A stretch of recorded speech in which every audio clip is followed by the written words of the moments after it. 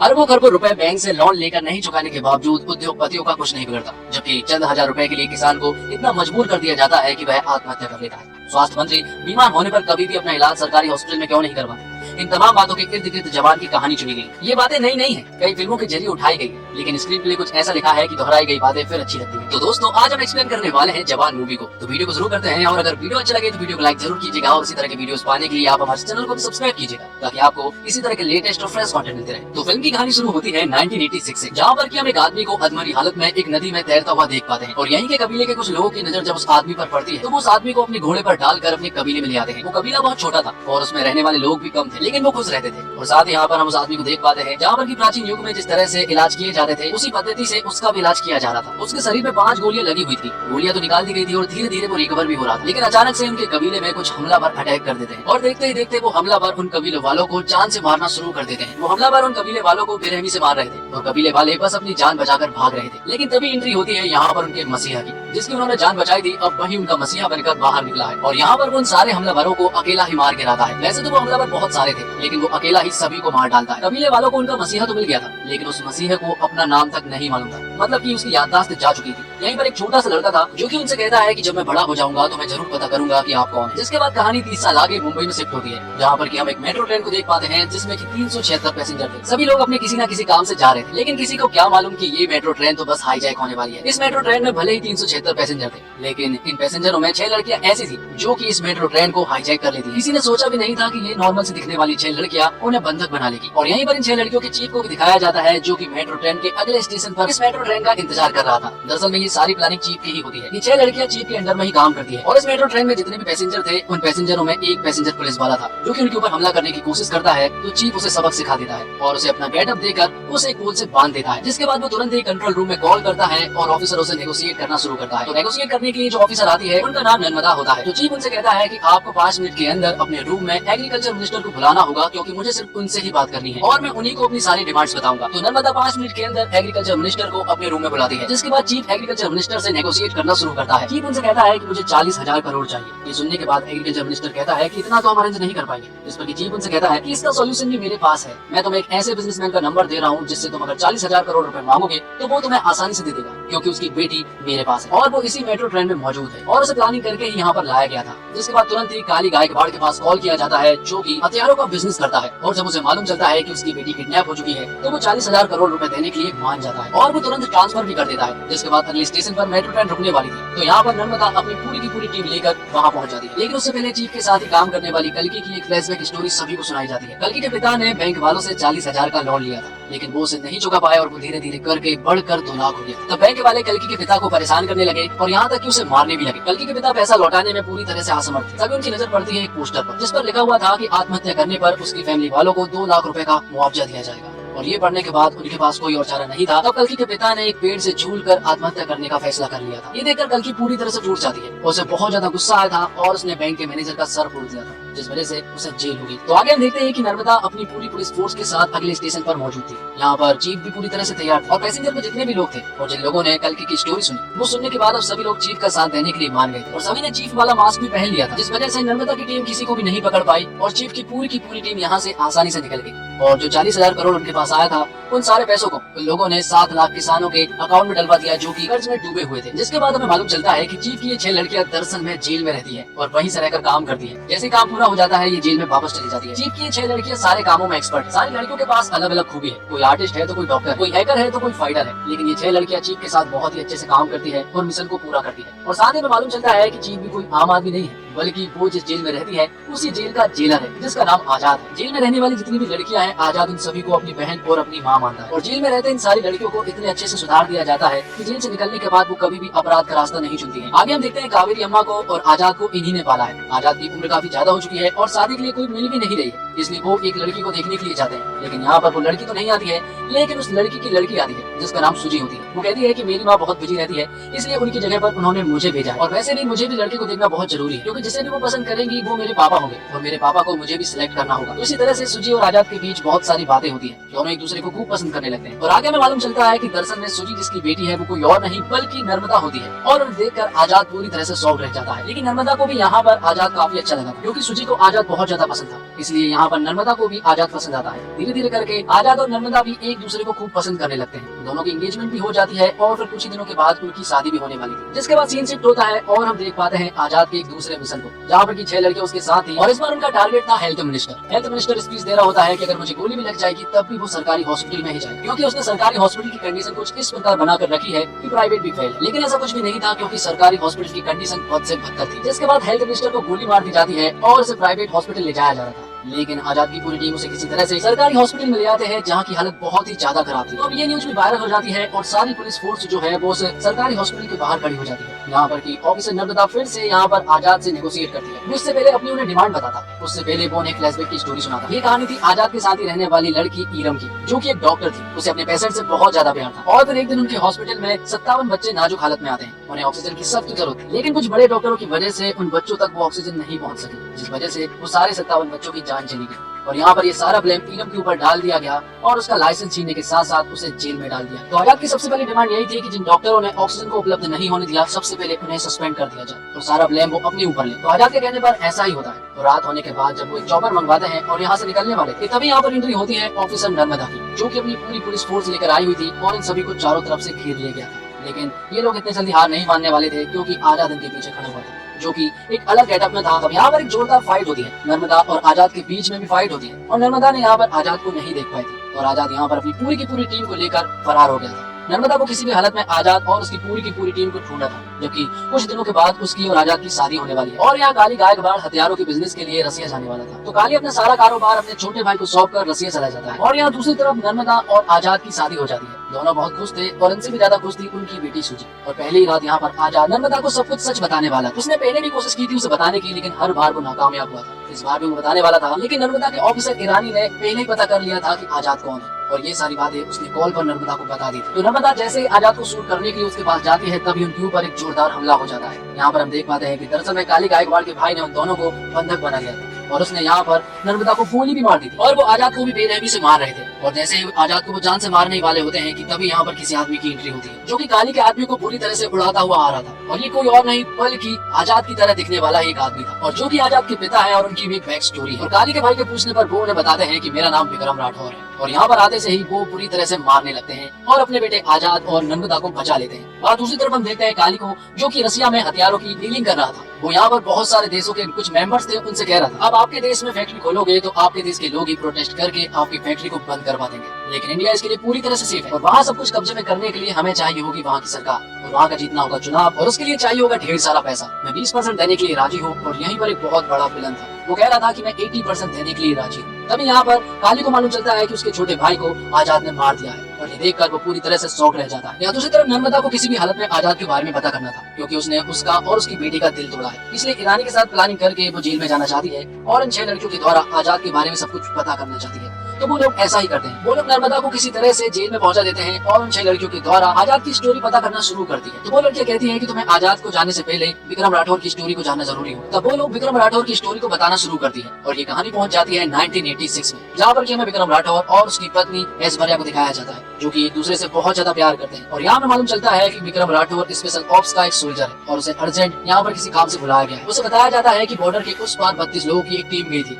लेकिन उन सारे लोगों को दुश्मनों ने मार गिराया है। हमने एक और टीम भेजी थी, लेकिन उनमें से आधे लोग मर गए हैं और आधे लोगों को उन्होंने बंधक बना लिया गया। तो अब वो लोग स्पेशल ऑप्स के सोल्जरों की मदद लेना चाहते हैं और उन बंधकों को वहाँ से छुड़ाना चाहते हैं। तब यहाँ पर विक्रम राठौर की टीम पहुंच जाती है बॉर्डर के उस पार, जहाँ पर कि ये लोग सिर्फ 6 लोग थे और ये 6 ही काफी थे। वो वहाँ पहुंचने के बाद दुश्मनों से लड़ाई करना शुरू तो कर देते हैं, लेकिन बीच लड़ाई में इनकी बंदूक काम करना बंद कर देती है। और ऐसा भी नहीं था कि सिर्फ एक सोल्जर की बंदूक ने काम करना बंद कर दिया था, इन 6 सोल्जरों की बंदूक ने काम करना बंद कर दिया था। इसके बावजूद उन्होंने ये लड़ाई जीत ली थी और वहाँ के सारे बंधकों को बचा लिया था। तो आगे एक इंक्वायरी बैठती है, क्योंकि MI436 गन को काली गायकवाड़ आर्मी को देता है और उसी की वजह से जो तक बॉर्डर के पार गया था उन सभी की गन ने भी काम करना बंद कर दिया था और इसी वजह से वो सारे सोल्जर्स मारे गए थे। तो इस वजह से काली गायकवाड़ के साथ आर्मी ने काम करना बंद कर दिया था और उसकी सारी गन को सीज भी कर दिया गया था। लेकिन काली गायकवाड़ को ये बिल्कुल भी देखा नहीं गया और जब विक्रम राठौर और उसकी पत्नी ऐश्वर्या घर पर अकेले थे, तो काली गायकवाड़ अपनी पूरी टीम को लेकर उनके ऊपर हमला कर दिया, जिस वजह से उसने काली गायकवाड़ को तो एरोप्लेन में ले जाकर उसे 5 गोलियां मारकर पानी में गिरा दिया था। सभी ने सोचा था कि वो मर गया था, जिसके बाद काली गायकवाड़ ने ऐश्वर्या को भी किसी तरह से फंसा दिया था। विक्रम राठौड़ को देश का गद्दार घोषित करवा दिया था और ऐश्वर्या को उसके साथ देने के जुर्म में उसे दी, जिस वजह से ऐश्वर्या को फांसी दी जाने वाली थी। और जब उसे फांसी दी जा रही थी तभी अचानक से ऐश्वर्या बेहोश हो जाती है और मालूम चलता है कि ऐश्वर्या दरअसल में प्रेग्नेंट है। और रूल ये कहता है कि प्रेग्नेंट औरतों को फांसी नहीं दी जाती है, जब तक कि उसका बच्चा 5 साल का नहीं हो जाता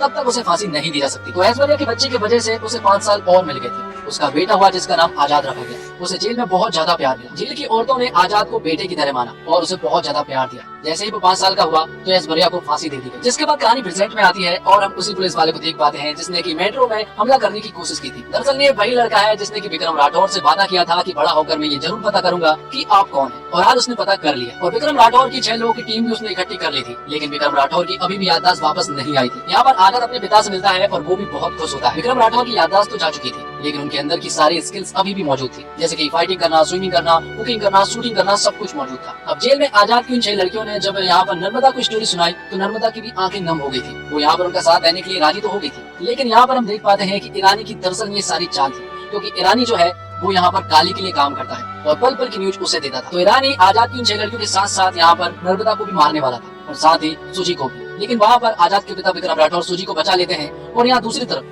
आजाद यहीं पर आकर इन सारी लड़कियों को भी बचा लेता है, क्योंकि ये जेल उसी का था, इसलिए यहाँ की सारी औरतों ने आजाद का साथ दिया और ईरानी को मार गिराया। लेकिन उससे पहले ईरानी ने इन 6 लड़कियों में से एक लड़की को गोली मार दी थी जिसका नाम लक्ष्मी था, और यहाँ पर काफी कोशिश की थी उसे बचाने की, लेकिन वो उसे नहीं बचा पाया। आगे देखते हैं कि आजाद एक प्लान बनाता है, क्योंकि काली गायकवाड़ का ढेर सारा पैसा कंटेनरों से भरकर आने वाला था। उसे किसी तरह से अपने कब्जे में करना था और काली गायकवाड़ को रोकना था, इसलिए वो पूरी की पूरी टीम को लेकर पहुंच जाता है और उनसे सामना करने लगता है। विक्रम राठौड़ की पूरी टीम को उसने कह दिया था कि आप दूर रहना क्योंकि हम संभाल लेंगे, लेकिन यहाँ पर सिचुएशन आउट ऑफ कंट्रोल हो रही थी। यहाँ पर आजाद की टीम उन लोगों को नहीं संभाल पा रही। तब यहाँ पर एंट्री होती है विक्रम राठौड़ की टीम की। विक्रम यहाँ पर आजाद से कहता है कि ये मिशन बहुत ज्यादा जरूरी है, तो इन लोगों को मैं और मेरी टीम संभाल लेंगे, तुम इस मिशन को संभालो। तो आजाद सारे कंटेनर लेकर चला जाता है और यहाँ दूसरी तरफ विक्रम राठौड़ की पूरी टीम उन्हें संभालने में लगी हुई थी, लेकिन वो नाकामयाब रहे और यहाँ पर काली गायकवाड़ के लोगों ने विक्रम राठौड़ की पूरी टीम को अपने कब्जे में कर लिया था। विक्रम राठौड़ को यहाँ पर काली गायकवाड़ पूरी तरह से टॉर्चर कर रहा था, लेकिन तभी एक न्यूज आती है कि आजाद ने जेल की 6000 लड़कियों को बंधक बना लिया गया है और अगर उसकी डिमांड पूरी नहीं की गई तो उन सारी लड़कियों को मार देगा, जबकि वो तो इसी जेल का जेलर है और वो उनका कुछ भी नहीं करने वाला। और इस बार नेगोशिएट करने के लिए आते हैं सीनियर ऑफिसर माधवन नायक, जिनका रोल प्ले किया है संजय दत्त ने। तो आजाद को अपनी डिमांड के रूप में हेड ऑफ स्टेट का साइन चाहिए था और उसे ये साइन बहुत आसानी से मिल जाएगा, क्योंकि 6000 लड़कियां उसके कब्जे में और साथ ही देश की चुनाव की सारी ईवीएम मशीन भी उसी के कब्जे में। तो जैसे ही हेड ऑफ स्टेट साइन करते हैं तो सबसे पहले यहाँ पर वो उन फैक्ट्रियों को बंद करवाता है जो कि इन्वायरमेंट को नुकसान पहुंचाते हैं, और आधी से ज्यादा फैक्ट्री दरअसल में काली गायकवाड़ की होती है। ये सारी चीजें होती है कि तभी यहाँ पर काली गायकवाड़ आ जाता है। वो जेल में एक दूसरे रास्ते से पहुंच गया था, उसके हाथ में गन थी और वो गन लगी हुई थी विक्रम राठौड़ के माथे पर। जैसे ही यहाँ पर काली फायर करता है तो वो फायर नहीं होता है और इसी तरह खाली चलने वाली गन की वजह से विक्रम राठौड़ की याददाश्त वापस आ जाती है, जिसके बाद तो आजाद और विक्रम राठौड़ मिलकर काली की पूरी गैंग का सामना करते हैं और उन सभी को बेरहमी से मार गिराते हैं। और क्लाइमैक्स के कुछ एक्शन सीक्वेंस बहुत ही कमाल के थे। दोनों ने मिलकर जब काली गायकवाड़ के लोगों से फाइट करना शुरू किया तो पूरा थिएटर गूंज उठा, और साथ ही जवान 2 का एक छोटा सा हिंट भी दिया है यहाँ पर कि उसका अगला मिशन स्विच बैंक का है, और साथ ही हमें ये भी बताया जाता है कि इन सारे मिशन में माधवन नायक पहले से ही आजाद के साथ मिला हुआ था।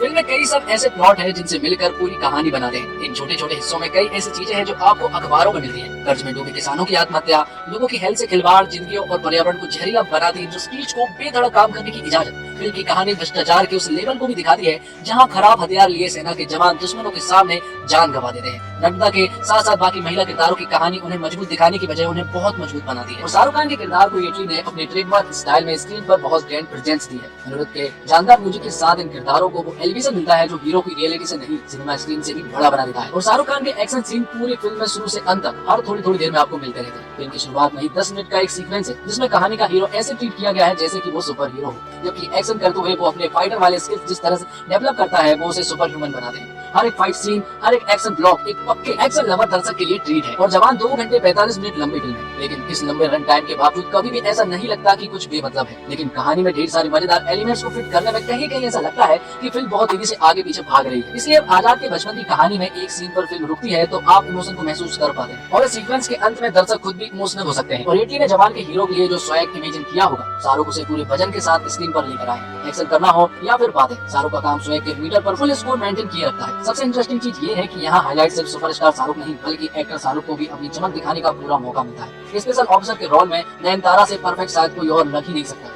इस किरदार में वो जितनी मजबूत है उनकी जगह कोई और ले ही नहीं सकता था। विजय सेतुपति एक बार फिर से दिखाते हैं कि देश के सबसे बेहतरीन एक्टर्स की लिस्ट बनाते हैं तो उनका एकदम झट से नाम क्यों याद आता है। और फिल्म जवान में सपोर्टिंग कास्ट का काम भी बहुत ही सॉलिड है और जवान पूरी तरह से पैक्ड स्क्रिप्ट है जिसमें जितना कुछ कहने की कोशिश की थी फिल्म उससे असरदार तरीके से काफी हद तक कहने में कामयाब भी होती है। लेकिन इतने ढेर सारे एलिमेंट्स को पैक करने में थोड़ी सी ज्यादा भरी हुई भी लगती है। हालांकि इसमें कोई शक नहीं है कि शाहरुख खान की बेस्ट सिनेमैटिक मूवमेंट्स लेकर आई है और लड़कियों और महिलाओं में शाहरुख खान बेहद लोकप्रिय है। इसलिए शाहरुख खान की गैंग का हिस्सा लड़कियों को बनाकर इटली ने फिल्म की अपील को बढ़ाया है। शाहरुख खान का एक पावरफुल सीन भी है जिसमें वो कहते हैं कि आप एक पेन खरीदते समय कई तरह के सवाल करते हैं तो वोट देते समय उम्मीदवार से भी पूछिए कि वो हमारे लिए क्या क्या कर सकता है, तभी उसे वोट दीजिए। निर्देशक के रूप में इटली इसलिए प्रभावित करते हैं कि दर्शकों को वे ज्यादा सोचने का समय नहीं देते, तेजी से वे अपनी बात कहते हुए आगे बढ़ते जाते हैं। सामान्य दृश्यों को भी उन्होंने लार्जर स्केल दिखाया है, लेकिन ये सीन इतनी इंटरेस्टिंग है कि इटली द्वारा जरूरत से ज्यादा सिनेमैटिक लिबर्टी लेने वाली बात पीछे छूट जाती है। दक्षिण फिल्म मेकर मसाला फिल्म बनाने में क्यों आ गए, ये इटली के काम में नजर आता है। उन्होंने समय समय पर इमोशन पैदा किया है, एक जगह गाने रखे और फिल्म एक्शन पर सवार है, लेकिन इटली मास मूवमेंट्स क्रिएट करने में भी सफल रहे हैं। और इंटरवल के बाद फिल्म का ग्राफ कुछ मिनटों के लिए नीचे आता है, लेकिन गाड़ी को पटरी पर आने में ज्यादा देर नहीं लगती। शाहरुख खान फुल फॉर्म में नजर आए, उनके अलग अलग लुक्स, एटीट्यूड, डायलॉग डिलीवरी उनके स्टारडम को उभारते हैं। शाहरुख के सारे प्लस पॉइंट को निर्देशक इटली ने पेश किया है और पूरी फिल्म में शाहरुख का दबदबा नजर आता है। नयनतारा बेहद खूबसूरत नजर आई है और शाहरुख के साथ उनकी केमिस्ट्री अच्छी लगती है। उनके किरदार के तीखे तेवर नयनतारा के अभिनय में नजर आते हैं और एक्शन सीन्स भी उन्होंने काफी सफाई के साथ किए हैं। और बात करें विजय सेतुपति की तो विजय सेतुपति विलेन के रूप में अपनी छाप छोड़ते हैं। वे प्यारे विलेन है, लेकिन अपनी एक्टिंग के जरिए किरदार को इस तरह से पेश करते हैं कि दर्शक उन पर कोई रहम नहीं करना चाहते। उनकी डायलॉग डिलीवरी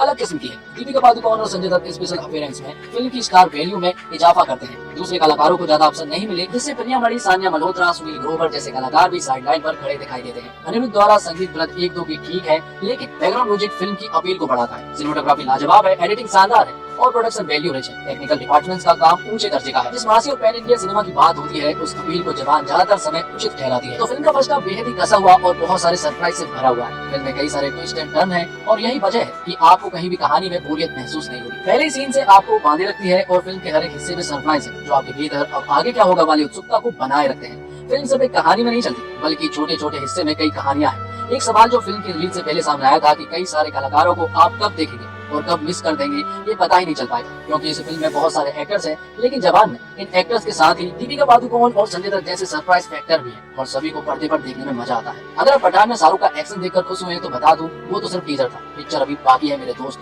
और वो पिक्चर आपको जवान में दिखेगी। फिल्म के एक्शन सीक्वेंस बेहतरीन है, वही बैकग्राउंड म्यूजिक के इटली मास्टर है। उन्हें अच्छे से पता है कि यही वो सबसे अहम चीज है जो सिनेमा हॉल में बैठे दर्शक के मूड को बना और बिगाड़ सकती है। निर्देशक इटली मासी इंटरटेनर फिल्मों के बादशाह हैं और उन्होंने जवान में वही बादशाह दिखाई है। फिल्म का एक्शन हो या फिर उसकी कहानी और इमोशनल सीन को दर्शाने का तरीका। साउथ की फिल्म का अपना एक रॉ एंड रस्टिक स्टाइल है जो उत्तर भारत के दर्शकों को खूब पसंद आ रहा है। जवान में वही अंदाज देखने को मिलता है। और निर्देशक की बात करें तो इटली की यह फिल्म हर तरह से मसालेदार है, मगर निर्देशक ने उसमें 30 साल का लिप लेकर उसे आज के दौर के मुद्दे से जोड़ा है। किसानों की दुर्दशा और आत्महत्या का मुद्दा हो या फिर सरकारी अस्पतालों की बदहाली, आम आदमी सिस्टम के कुचक्र में कैसे फंसता है, इसे इटली ने एक्शन इमोशन के साथ परोसा है। फिल्म में दो कहानियां समांतर ढंग से चलती है, जिसमें शाहरुख खान नयनतारा वर्तमान में और शाहरुख दीपिका अतीत में। हालांकि इटली की फिल्म में कई टर्न और ट्विस्ट है, इंटरवल का पॉइंट भी दिलचस्प है, मगर कई जगह पर निर्देशक सिनेमैटिक लिबर्टी लेने से नहीं चुके। कहीं कहीं पर फिल्म मेलोड्रामिक भी होती है, मगर किरदार उसे निभा ले जाते हैं। किसान का बेबस होकर फांसी लगाने का दृश्य हृदय विदारक है। रोंगटे खड़े कर देने वाले दृश्य में देश दुनिया से एक साथ आए 6 एक्शन निर्देशकों का जलवा साफ मालूम पड़ता है। इटली द्वारा लिखित पटकथा आकर्षक और मनोरंजक है। हाँ, फिल्म का रन टाइम लंबा 2 घंटा 45 मिनट है। बेटे को हाथ लगाने से पहले बाप से बात कर मच्छर मारने की 5 घंटे चलने वाली फाइल के बारे में आप इतनी पूछताछ करते हैं, मगर 5 साल चलने वाली सरकार से कोई नहीं पूछताछ करता। जैसे सुमित अरोड़ा के लिखे संवाद सीटी मार साबित होते हैं। और प्री क्लाइमेक्स जनता को सही सरकार चुनने के संदेश के साथ आगे बढ़ता है और क्लाइमेक्स गाने के साथ। और अंत में सीक्वल का इशारा भी मिलता है। संगीत की बात की जाए तो जिंदा बंदा चलिया जैसे गाने भी चार्ट बस्टर हो चुके हैं। और एडवांस बुकिंग की सुनामी ही नहीं, बल्कि ऑडियंस के रिएक्शन भी बता रहे हैं कि ये हर तरह से शाहरुख खान की फिल्म है। पिता पुत्र के डबल रोल में एसआर की पूरी फिल्म में छाए हुए हैं। शाहरुख खान एक समर्थक अभिनेता तो है ही, मगर इस बार उनके लुक्स, कॉस्ट्यूम और बॉडी लैंग्वेज के भी कई अंदाज हैं, जिन्हें वे कमाल ढंग से निभाते हैं और दर्शकों को मंत्रमुग्ध करते चले जाते हैं। एक्शन दृश्यों में उनकी फ्लेक्सिबिलिटी देखने योग्य है। हाईजैक वाला उनका बोल्ड लुक और पाउडर झाड़ने वाला उनका स्टाइल पहले से ही चर्चा का विषय बना हुआ है। सिगार के साथ उनका भूरे बाल वाला ओल्डर वर्जन बहुत मजेदार है। और जवान को अगर किंग खान का अब तक का सबसे बेस्ट अवतार कहा जाए तो गलत नहीं होगा। और एक्शन हीरोइन के रूप में नयनतारा पूरी चपलता और स्वयं के साथ प्रस्तुत होती है। हालांकि शाहरुख संग केमिस्ट्री के मामले में दीपिका पादुकोण बाजी मार ले जाती है। विलन काली के रूप में विजय सेतुपति जितने निर्मम और खूंखार नजर आते हैं उतने ही फनी भी लगते हैं। वे लगातार विलन और हीरो की लड़ाई को जारी रखते हैं और स्पेशल अपीयरेंस में ऐश्वर्या की भूमिका में दीपिका पादुकोण फिल्म में 4 चांद लगा देती है। वहीं सान्या मल्होत्रा और प्रियामणि अपनी छोटी छोटी भूमिकाओं में भी छाप छोड़ने में कामयाब रहती है। एजाज खान, सुनील ग्रोवर, रिद्धि डोंगरा जमे हैं। गर्ल गैंग के रूप में सपोर्टिंग कास्ट भी अच्छा है। और शाहरुख खान ने इस साल की शुरुआत पठान से ऐसी की कि बॉक्स ऑफिस पर तबाही मचा दी। लगभग आधा साल बीत जाने के बाद शाहरुख अब जवान बनकर लौटे हैं। पठान की सफलता पर कई लोगों ने कहा कि स्टार पावर चल रहा है, लेकिन कहते हैं ना काट की हांडी बार बार नहीं चढ़ती। और बेहद इंटेलिजेंट एक्टर माने जाने वाले शाहरुख ने जवान के जरिए ये साबित कर दिया कि उन्हें मास एंटरटेनर चुनना आता है। अपने इस साल की दूसरी रिलीज के जरिए शाहरुख एक ऐसी फिल्म लेकर आए हैं जो सही मायने में जनता की मसाला एंटरटेनर है। शाहरुख खान, नयनतारा और विजय सेतुपति स्टार इस फिल्म के जरिए साउथ की निर्देशक केटली ने एक बढ़िया फिल्म सामने परोसी है, जिसमें सबको सिर्फ शाहरुख खान के कंधे पर नहीं बल्कि फिल्म का करिश्मा भी आपको खूब देखने को मिलेगा। तो दोस्तों, इसी के साथ ये फिल्म यहीं पर खत्म होती है और ये एक्सप्लेनेशन भी यहीं पर खत्म होता है। उम्मीद करता हूँ आपको वीडियो पसंद आई होगी। वीडियो पसंद आई हो तो वीडियो को लाइक जरूर कीजिएगा और इसी तरह के वीडियोस पाने के लिए आप हमारे चैनल को सब्सक्राइब कीजिएगा, ताकि आपको इसी तरह के लेटेस्ट और फ्रेश कंटेंट मिलते रहे। मिलते हैं एक और अगली वीडियो के साथ, तब तक के लिए आप हमारे चैनल के साथ बने रहिए। धन्यवाद। जय हिंद, जय भारत।